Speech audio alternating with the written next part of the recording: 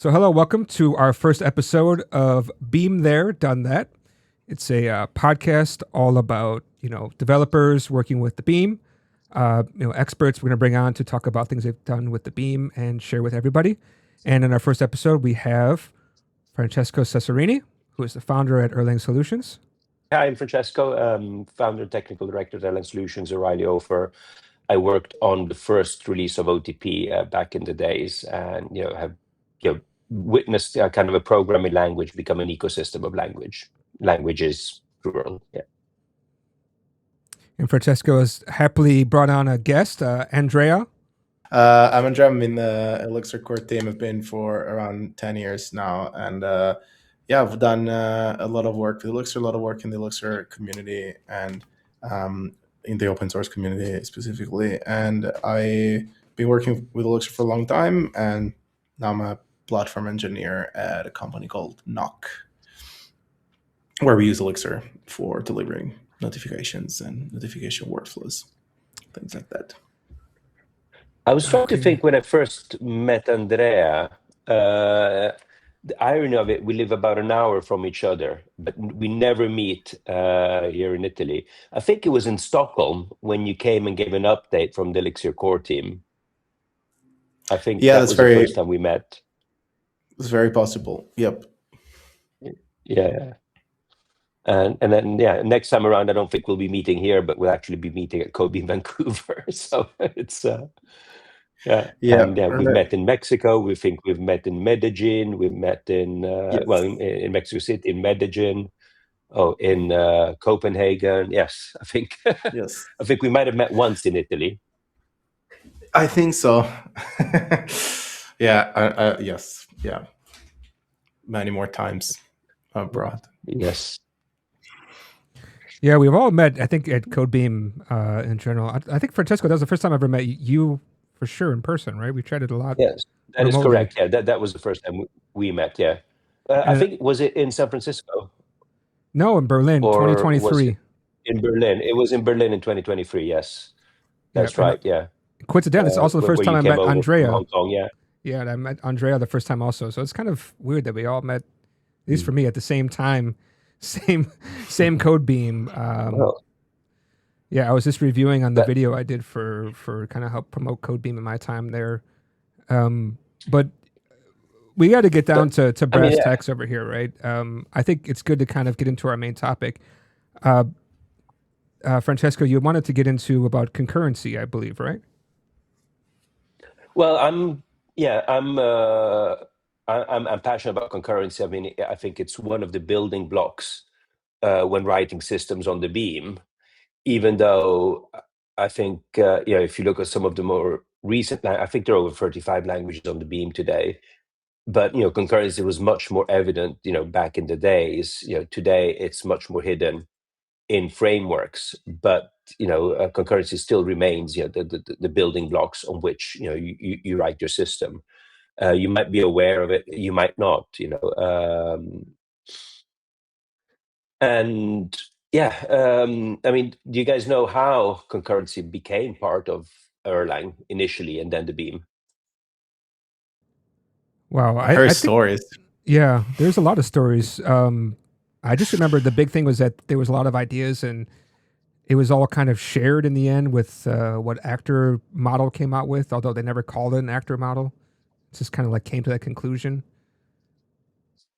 Yeah, I mean, what they were doing was designing by prototyping. They were trying to solve a problem. They weren't necessarily going out to invent a programming language. They were trying to figure out how do we go in and implement fault-tolerant systems. And very, very early on, they realized that to notice, that something has failed, you need something else to look at it. So that is how programs became concurrent. So I don't even think they were thinking of Erlang at the time. They were actually thinking of how do we detect failure, and to detect failure, we have a thread. We need a second thread, and and this story kind of reminds me. Mike Williams, one of the co-inventors of Erlang, worked on the very first mobile telephony systems, and this was at the time where a mobile phone could only call another mobile phones. this is where mobile phone was basically a suitcase.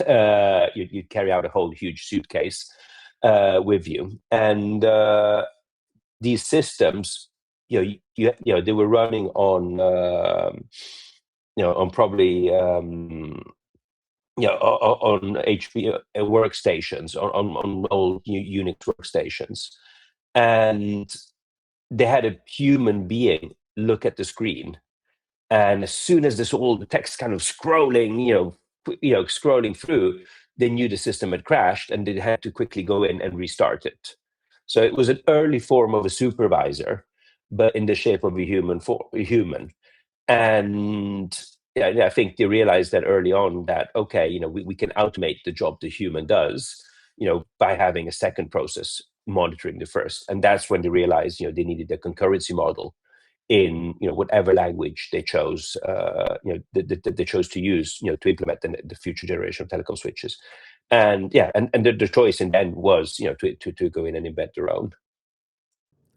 Yeah, I always found it quite interesting that they actually did not think of even inventing a language, but actually the language itself is so heavily influenced by what is the name? Prolog. I mean, it's pretty well copied, right? I mean, it's between Prolog and Erlang, no? Well, there were multiple languages which came in and influenced Erlang, and these were all languages they used to prototype these telecom systems, and try to figure out what to use. And Prolog was one of them. They had concurrent languages, such as Smalltalk, Modular, Chill, Ada, which they looked at, and then they had functional languages as well, Miranda, ML, and others. And these languages, and they quickly came to realize that there was no one language which solved all of these problems and addressed all of these problems.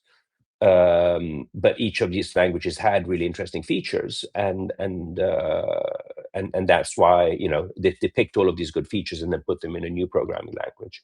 The heavy influence of Prolog you're talking about is that the first virtual machine was written in Prolog, and that's kind of influenced the syntax as we know it today. I mean, Andrea, I mean, you can, probably throw it over to you, but I mean, you can say the same about Elixir, as there were other languages which came in on top of Erlang. Erlang was one of the languages which influenced Elixir, but there are many, many more. Yeah, 100%. And I think kind of the same thing happens where Erlang uses almost the exact same syntax as Prolog. So like it's very easy to make the connection between the two because they look alike, but there's many more influences to Erlang. It just looks like Prolog, and Elixir has had the same history of being connected to Ruby because the syntax is quite similar. When in fact, like that's maybe the only thing that's very similar between Elixir and Ruby. But Elixir also has influences from pretty heavy influences from Clojure, for example, with the whole with quite a lot of abstractions and protocols, for example, and definitely Ruby, and mostly Erlang, of course, as the foundation. Actually, something I'm really interested in is I haven't seen any other language that has the pattern matching that Erlang has. I'm not sure if any of you guys ever seen anything, but I haven't seen any myself. Prolog has it, and and functional programming languages have it as well. And it's unfortunate, because functional programming languages should be part of any, and logical programming languages should be part of any, computer science, program with any self-respect. And they're sometimes mentioned, but the students aren't forced to, don't do assignments with them, which is a pity, because what it does is it kind of stops students from learning how to learn. Learning a functional programming language, such as Haskell, or we used ML, Scheme, won't teach you. You will most likely not use it out in the industry, but by knowing it, understanding it, and understanding, how it influences you as a programmer, will make it easy then to take on and adopt new programming languages as and when they come as and when they become popular and start getting adopted by the industry. And you can say exactly the same about Prolog, and Prolog and pattern matching was one of the key items behind it. That's where I learned it, and that was back in '91. It's making its way through quite a few languages, though, right? Like some sort of like destructuring has made its way to JavaScript and Ruby, and quite a few languages, and Rust in switch statements, I think, like has decent pattern matching. I've never seen it like as kind of like deep and complete as the one in Erlang, where it's essentially like pattern match on anything, almost anything that can be figured out at close to constant time. But yeah, because I used to write quite a bit of Rust before, and I was like hoping for some of these features, but it's just not there.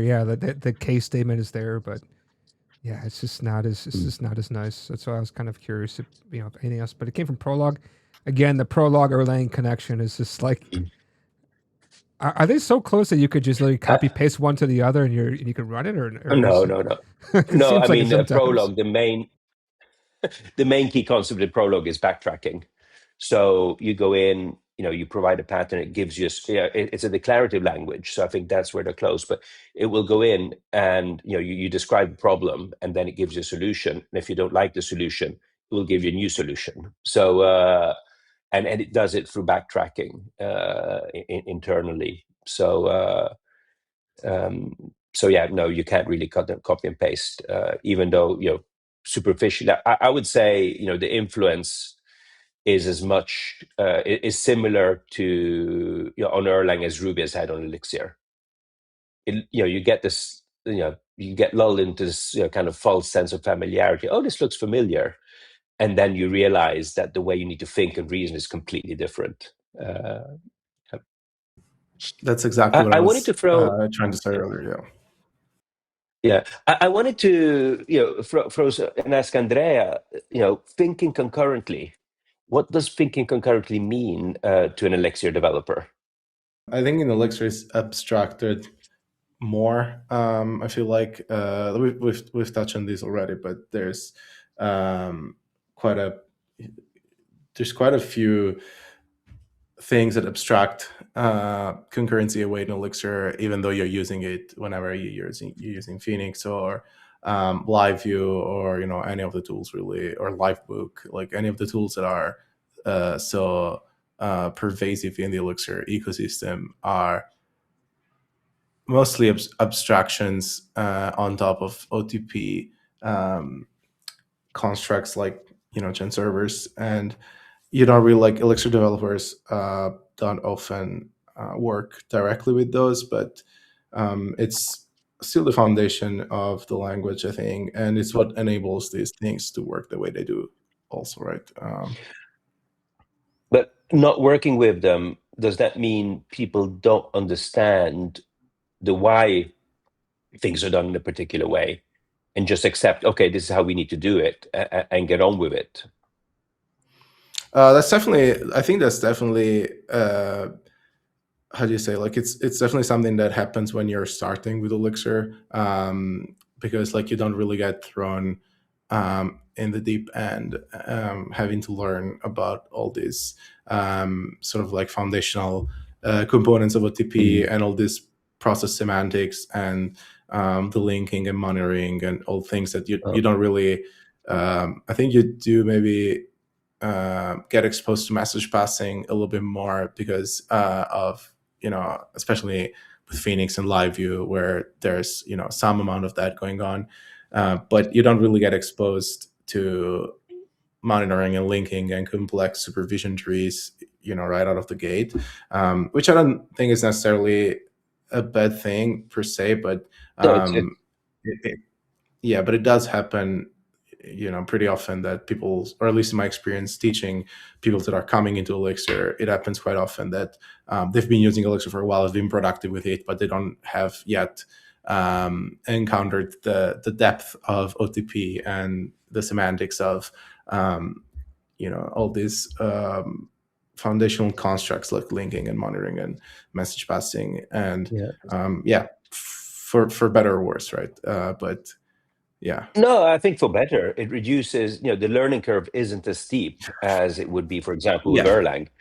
So you keep, you become productive immediately, and then you keep on adding knowledge. I mean, but what's really important is you keep on adding that knowledge and keep on learning and understanding, because it reminds me of when we teach Erlang, we go through all of the hard stuff, day one, day two, and day three, are you still alive? You're still there? Great. Okay, good. Now let's start using, all of the foundations we've learned and understand, why and how it all hangs together and what you can do with it. And that's a very, very different approach, to it. So by, reducing, by ensuring that the learning curve isn't steep, I think you get much, much wider adoption. And then, not everyone needs to understand concurrency. And master it.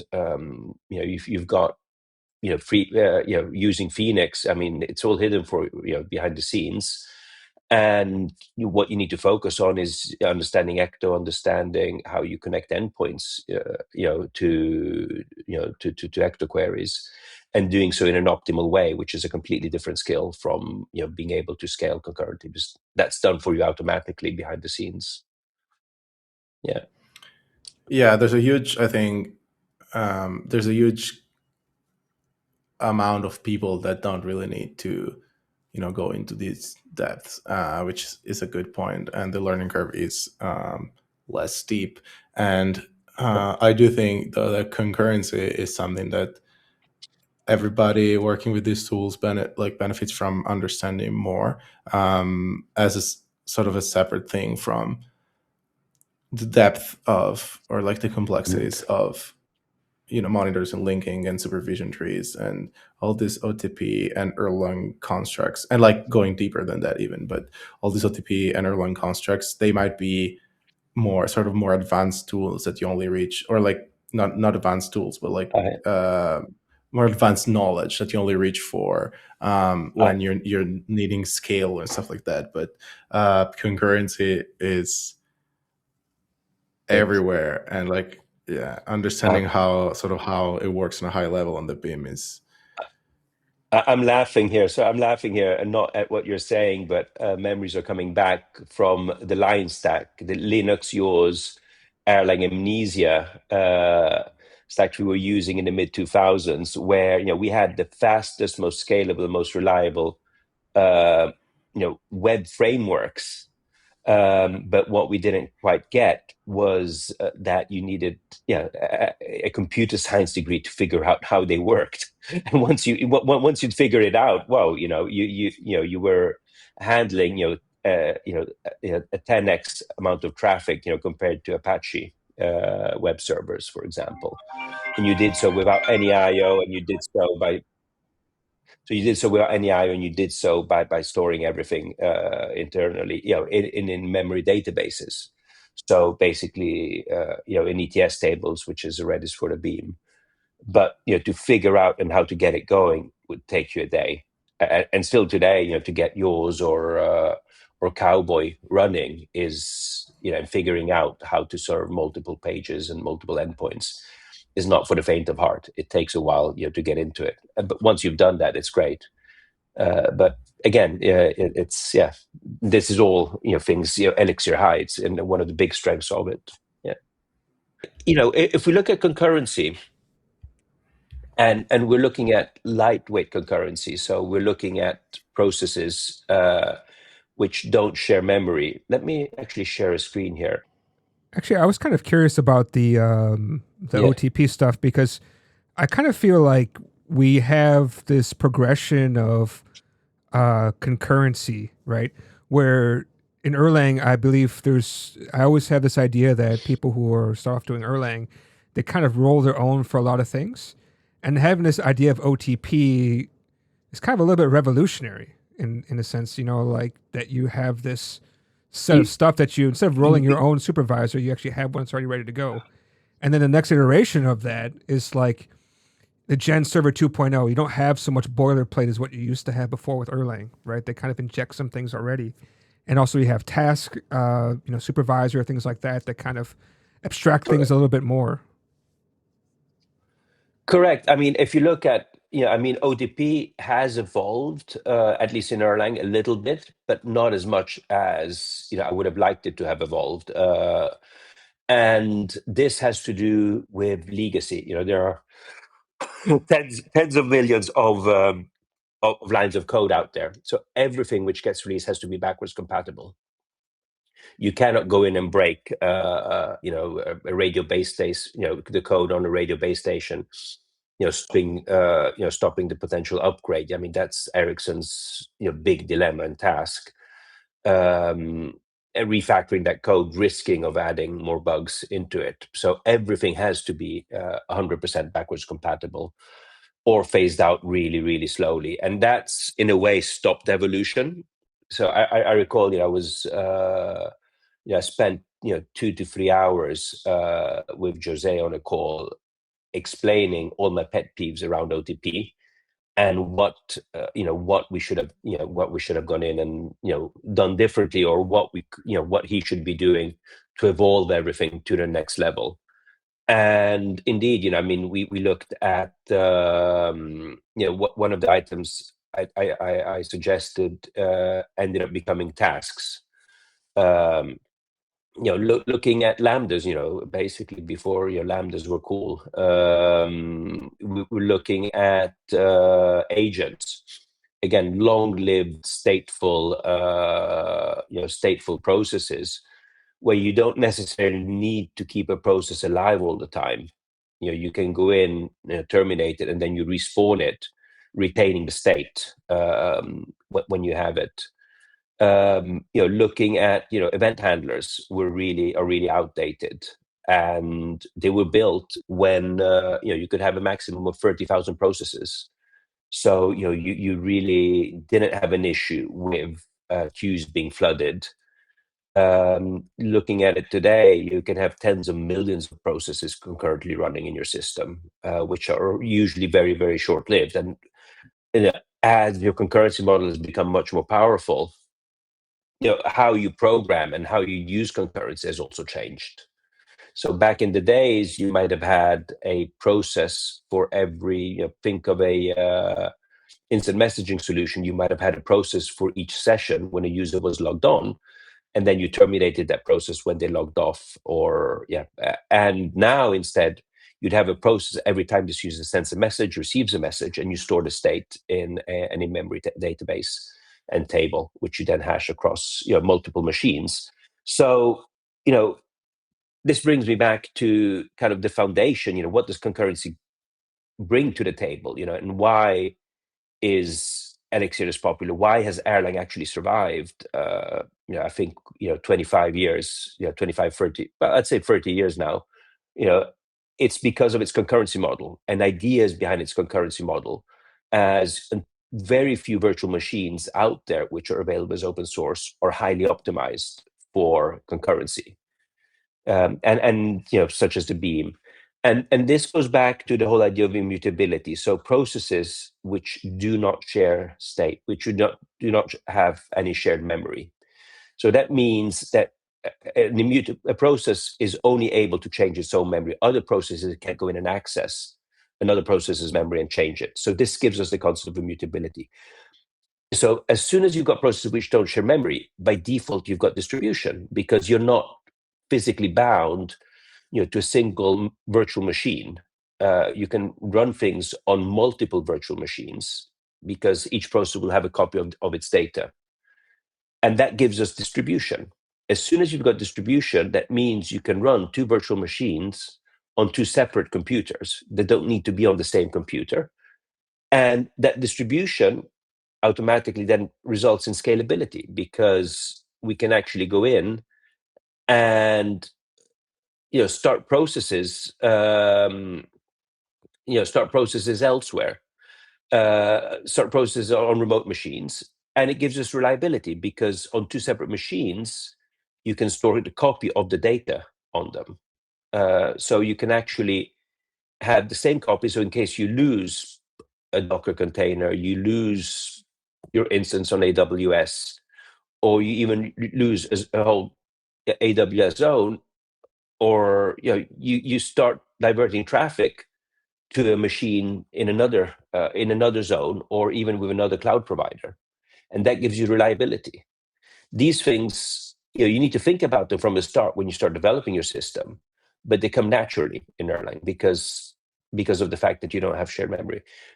And any languages on the beam, the beam has highly been influenced on this concurrency model, automatically then go in and inherit these properties. So you've got it in Elixir, you've got it in Gleam, and any other languages here. And then to add to that, multi-core. If you're running on a multi-core architecture, as soon as you've got distribution, that means you can run initially, in the very early days of multi-core machines, before Erlang was multi-core, we were running 2 virtual machines on a multi-core processor. So we'd have a dual-core machine, we'd run 2 VMs, and they'd communicate with each other through message passing. And you didn't necessarily know that you were running on 2 virtual machines that sent messages back and forth to each other. And that, by default, gives you parallelism, where it gives you a programming model which will now scale vertically on parallel machines. And this means, and it does so without you having to change your programming model at all. And and this is, it took me a long time to realize this, even though we were doing it by default. We were going out saying, oh, Erlang is scalable, Erlang is reliable.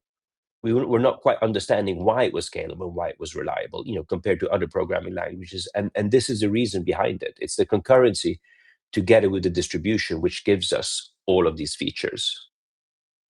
And I don't know how they manifest themselves in Elixir, and again, maybe something developers take for granted these days. It was definitely not taking it for granted when we were running phone switches on 32 megs of memory. Yeah, I always find it very interesting that the problem of the telephony is like what we have to deal with today, right? Always being online, you don't want one connection to drop another. I'm just talking about in terms of just like a web server. It's just insane that kind of problem actually became kind of somewhat worse. And Erlang seemed to have gotten it right out of the box. It's just really crazy to me. It got it out of the box because Erlang predates, well, the internet before. Yeah, they were working. The internet started becoming popular in the early 90s. Yeah. And then it was mainly academic, and then users came on board in the mid 90s, and private users. And again, it was what problem were they trying to solve? How do we program the next generation of telecom switches? The next generation of telecom switches were highly concurrent. They had to be fault tolerant. You had to pick. There were huge penalties if you picked up the phone and didn't hear the toot on the other end. And they had to be scalable because they were the most scalable systems out there. You had millions of users, connected to the telephony network. With the internet, you mentioned the web server. Now, with the internet, pretty much every system connected online has to display the same capabilities. Else, back in the days, you made, if a phone network was down, you made the front pages of the newspaper. Yeah. Today it becomes a trending topic on X or on the social media platforms. We have the same thing for web services, right? I think GitHub just went down a couple of days ago. I remember reading some messages online from my client and my colleague discussing about how GitHub went down. He couldn't deploy, and I was like, wow. It's just history is repeating itself, but in a new medium, right? With this, like, things go down, right? It used to be Twitter went down, right? Now it's anything, GitHub even going down. Exactly. Well, exactly. So and again, Twitter, when they started scaling, they used Akka. They used Scala and Akka. We're migrating from Ruby. Akka was inspired by OTP. Jonas Bonner started creating akka when he was working on a customer project, and they told him, no, you can't use Erlang, you have to use Java. And so he started writing OTP on top of Java. That's how it came about. I wonder why akka never really. I never hear anybody ever really using it around me, at least, right? So I feel like it's not that popular. I mean, after working with Erlang and Elixir for some time, I feel like it's such a common sense thing to have this kind of at least supervision pattern. It just makes sense. Like something goes down, you want to turn it back on, you want to isolate things. Why would you not want to have that? I mean, I understand Java and the virtual machine itself for Java is not really made for that necessarily compared to Beam, but why is it like not pick up? Do you have some insights on that? I think it very much depends on what problem you're trying to solve. I'll take the example Elixir versus Erlang. Erlang is back-end distributed scalable systems.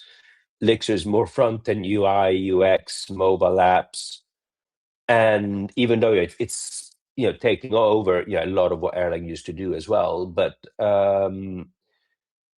and that market is 10x larger. So Java is perfectly suitable for certain types of problem it's solving, and so akka is definitely being used, but it's being used for a subset of all of these systems. It probably could be used much more, but their focus was distribution, scalability, reliability, and in these systems, I think a lot of the system, it's often is there. Not only that, I think another thing which has come about is green threads in Java.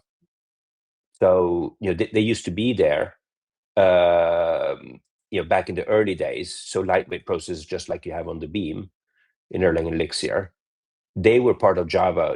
Back if you go in and read the first Java white papers, which were published in '95, it describes lightweight processes and not a concurrency model based on shared memory and threads. These were now added, again, probably 3-4 years ago in the virtual machine. But it's very, very hard to use them optimally because all of the libraries, which are out there, are not implemented with high-scale concurrency in mind. They're implemented with speed in mind. So, okay. I mean, Andrea, you are you're gonna be teaching a tutorial at Codebeam Lite in Vancouver, March 22nd, on advanced concurrency patterns in Elixir. How does this all fit in? What are these advanced concurrency patterns you're going to talk about, and how do they fit into the concurrency model? Yeah, that's exactly kind of what we were touching on before, where this is probably things that you do not need when starting out with Elixir, and you do not necessarily need when to ship stuff really. And the only I'm gonna like my goal there is to teach about things that I've had to eventually always employ in some way whenever reaching any level of scale in services that was operating or running. And so we're talking about this is not, it's kind of like not a tutorial about the foundations of OTP concurrency, so chain servers and things like that, because my experience is that most people that write Elixir for a while eventually get to learn about how it works underneath, how chain servers work and how supervisors work. But there's this, I think there's a gap where there are more tools that you should only reach for in specific situations, but that are really, really useful on the Beam and that can eliminate bottlenecks and in a single instance. So we're going to talk about things like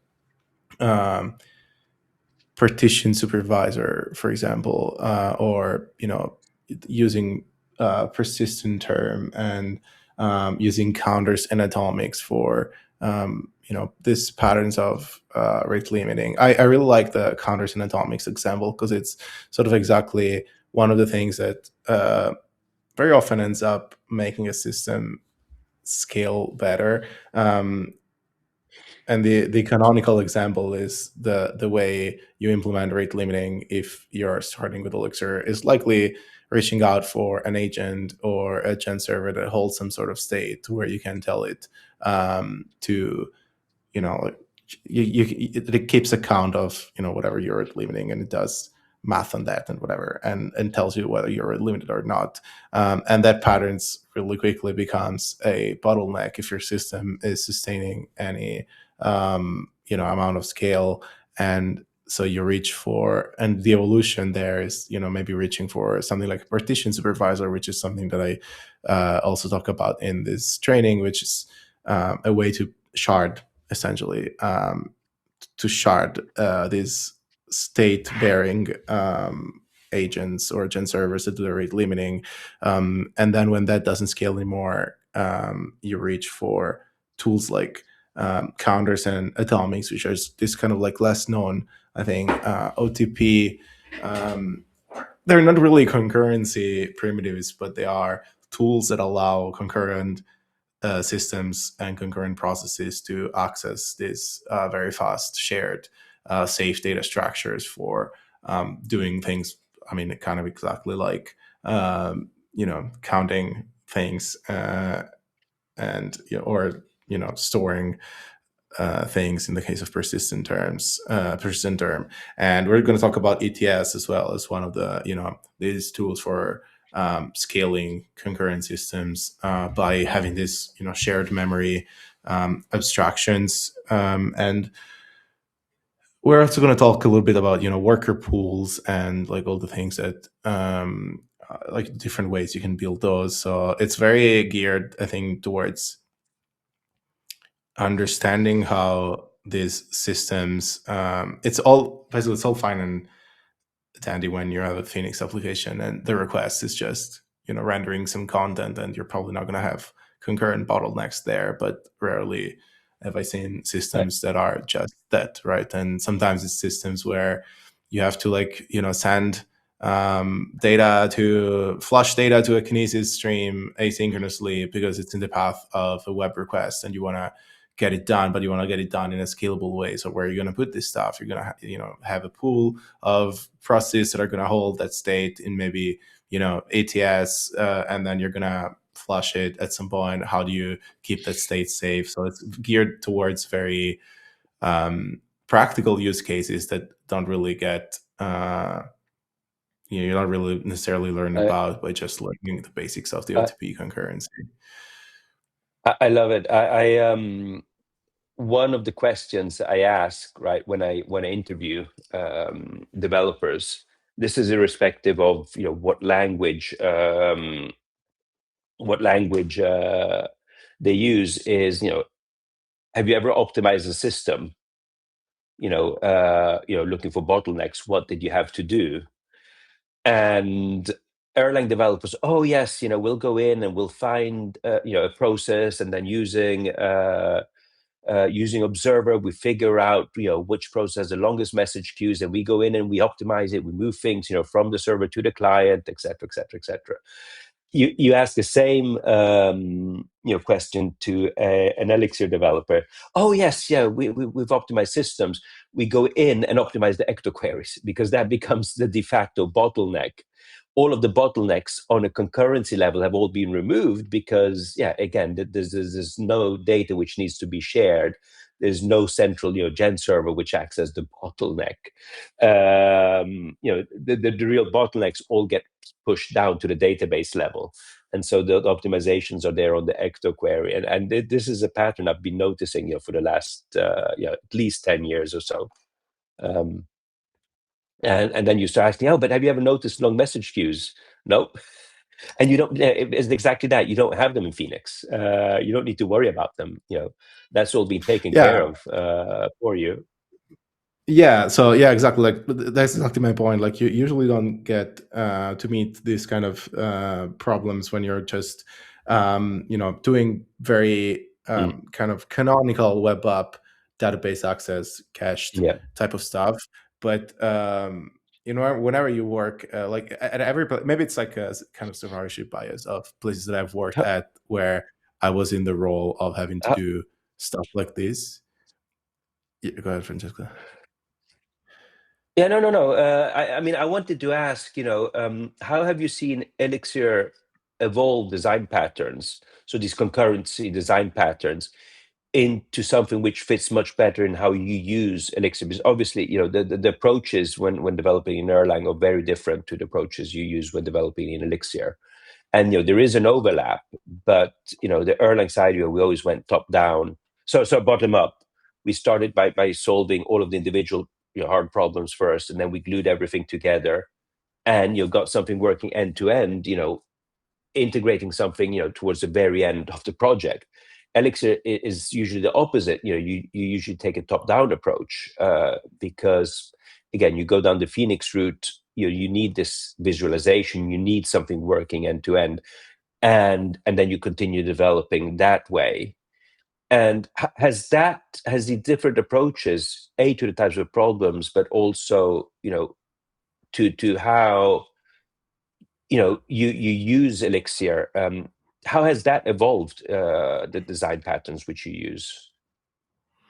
I don't know that it's necessarily an Elixir thing. I think it's what you touched on earlier, where Erlang is mostly used in backend systems. And yeah, go ahead. Sorry. Yeah, no, it's not an Elixir thing. No, but it's more how you solve your problems and how you approach, the development of your systems. I think. Yeah. So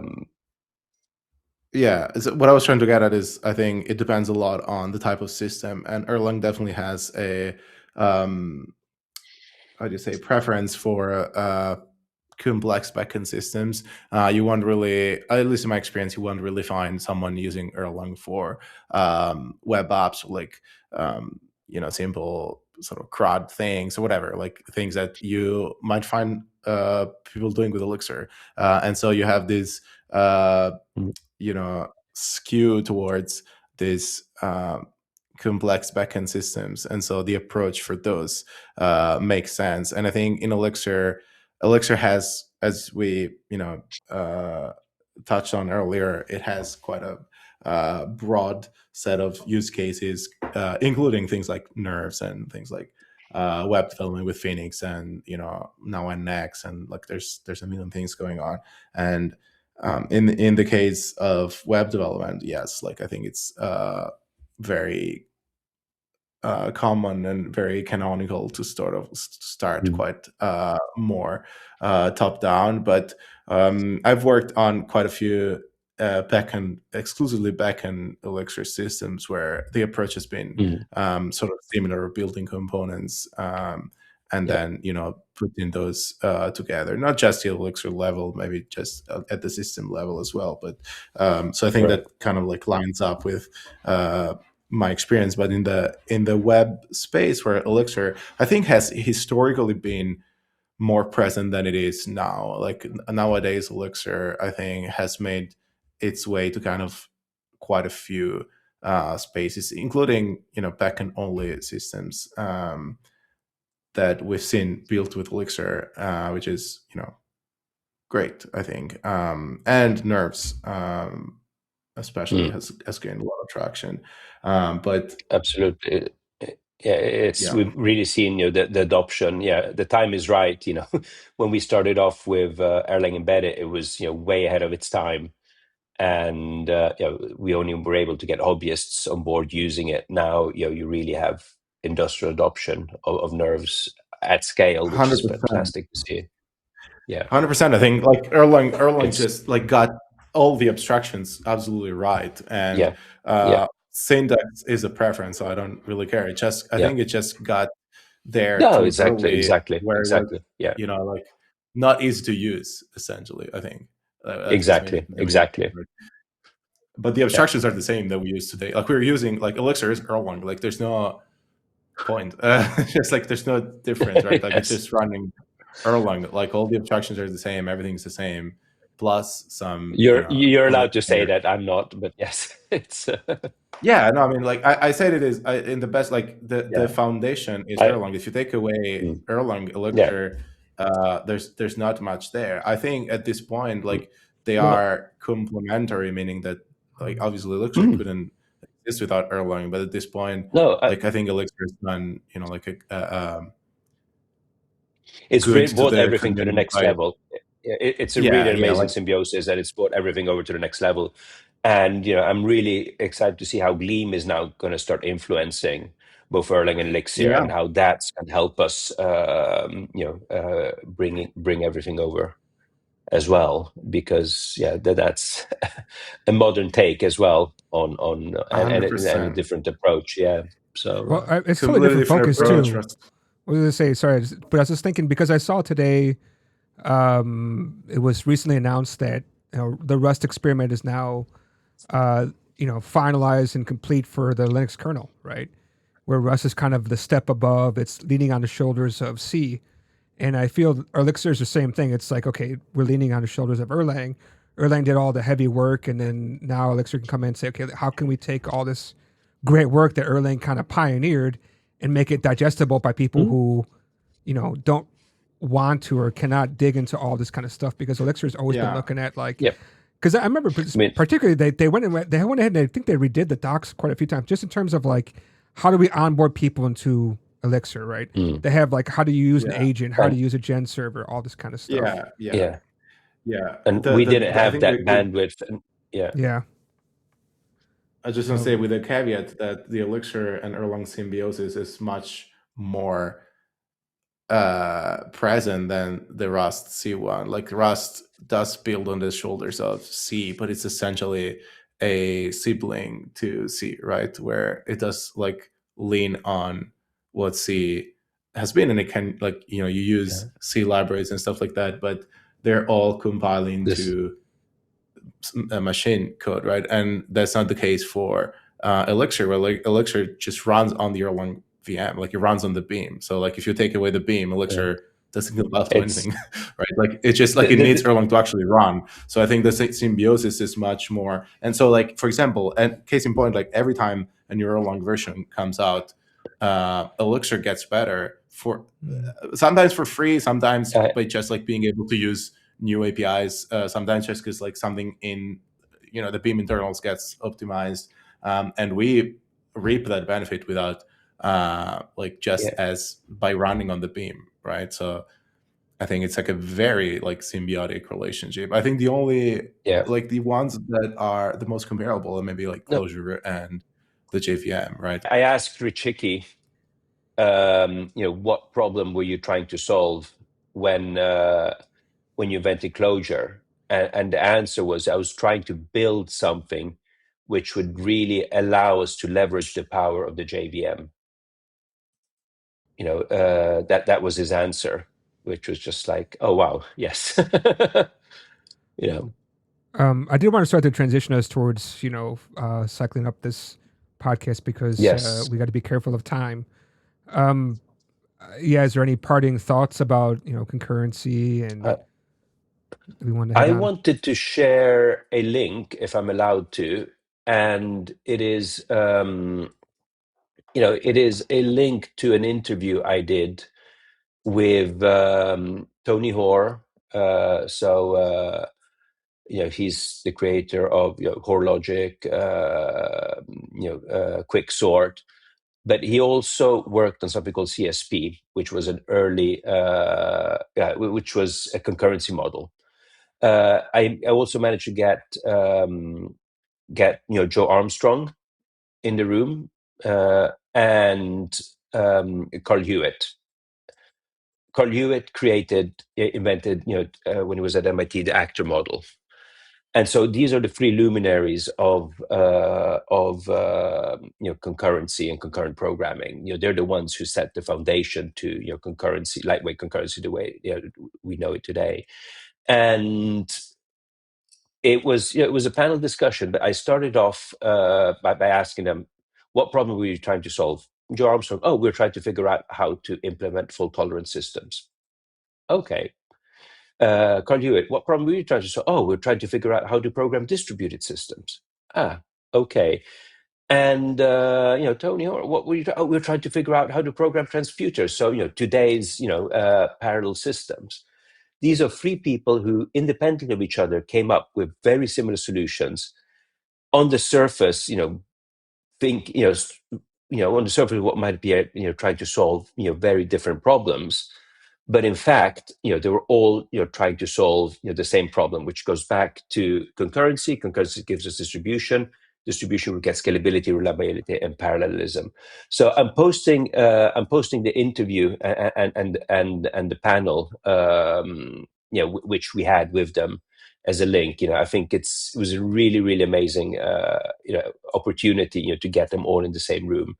And I'm really glad we did, because, Joe Armstrong passed away the following year, and, Carl Hewitt passed away during COVID. So, it was, glad we were able to pull it off. All right. Well, thanks you guys for joining us on the first episode of Beam There, Done That. Hopefully we can maybe have another conversation. So thanks for joining us, and we'll see you guys next time. Thank you.